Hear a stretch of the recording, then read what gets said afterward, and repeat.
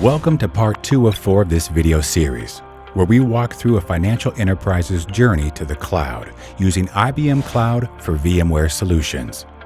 We're using a hypothetical financial services enterprise. We call them Acme Bank.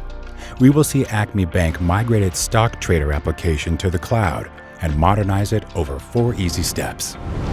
Lift and shift VM-based components, migrating cloud-native components, integrating with security frameworks, and uptaking business-critical capabilities of IBM Cloud for VMware Solutions. In Part 1, Lift and Shift, we detailed the first step in Acme Bank's journey as they performed a lift and shift to IBM Cloud for VMware Solutions. In Part 2, we'll take you through how Acme Bank can migrate a cloud-native component of their application to IBM Cloud for VMware Solutions and integrate with IBM services for developers like Git repository and Docker registry to accelerate development of cloud-native applications. Here are the steps we'll walk through. Provisioning of a new instance of Red Hat OpenShift on IBM Cloud for VMware Solutions.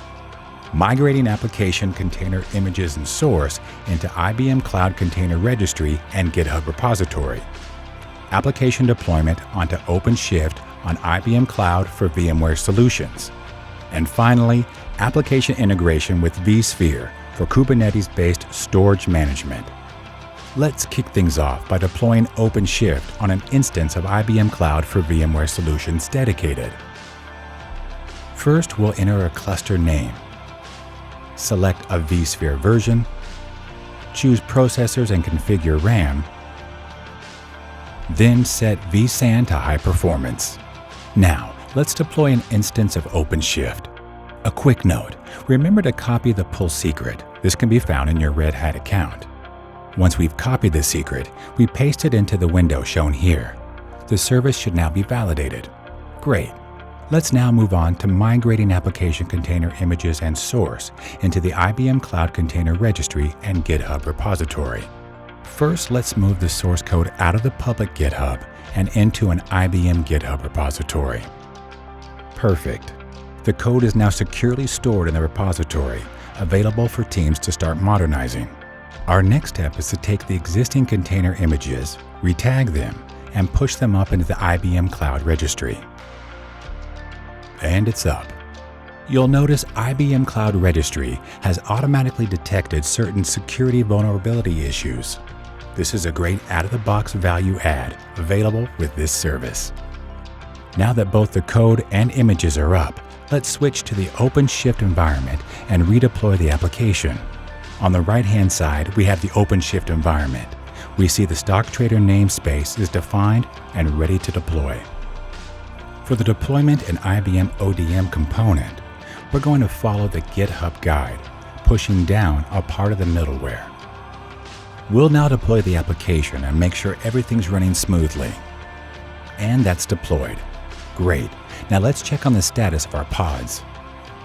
Perfect. Everything's up and running. We're now moving over to the web page to validate. We copy and paste the URL here.